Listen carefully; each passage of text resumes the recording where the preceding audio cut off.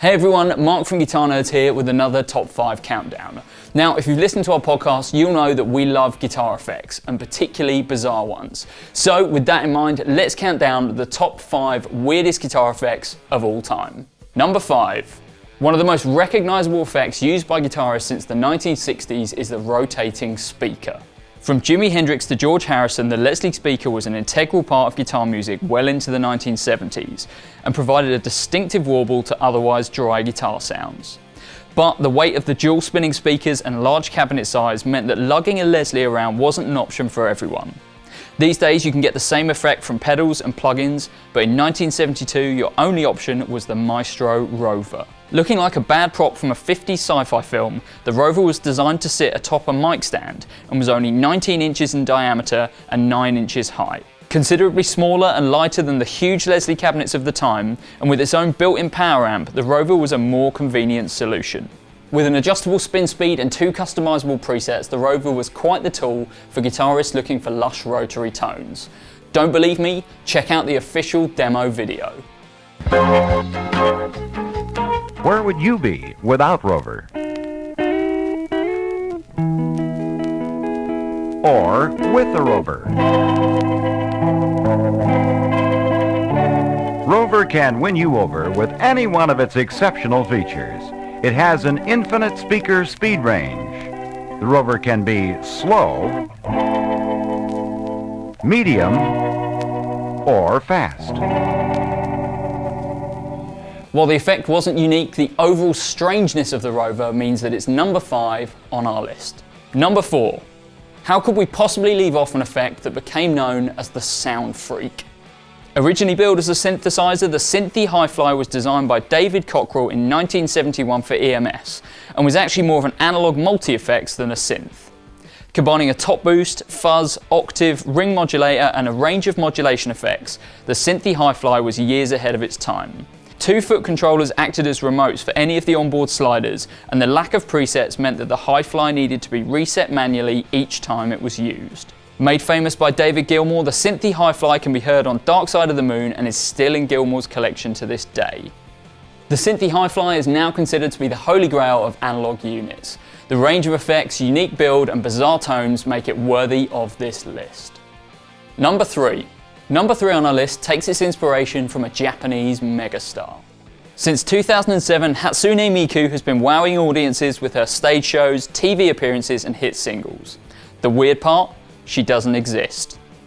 Originally developed as a marketing tool for the Yamaha Vocaloid software, Miku has grown into one of the most recognisable animated characters on the planet, and her image has become synonymous with the vocal generation plugin. So in 2014, when Korg announced the Miku Stomp, the internet's reaction was one of bemusement and excitement in equal measure. And when it finally arrived, the Miku did not disappoint. With 11 different settings, the Stompbox version of the Vocaloid effect not only allows players to trigger preset vowel sounds with their guitar, but also to enter lyrics using the dedicated smartphone app. Unfortunately, this function is rather limited and only supports Japanese characters. While the tracking is slow and the results often unpredictable, the Miku is without doubt one of the most unconventional stomp boxes of the last few years, and in our opinion, is the 3rd weirdest guitar effect of all time. Number 2. Guitar effects can come in many forms, including stomp boxes, rack units, multi-effects, and bags. Wait, bags?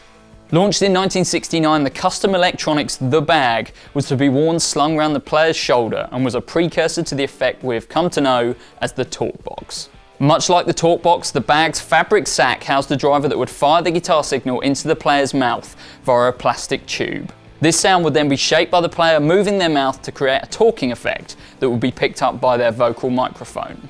Early adopters of this crude psychedelic device included Steppenwolf, Iron Butterfly and even Jeff Beck, who used the bag on She's a Woman from his 1975 album Blow by Blow.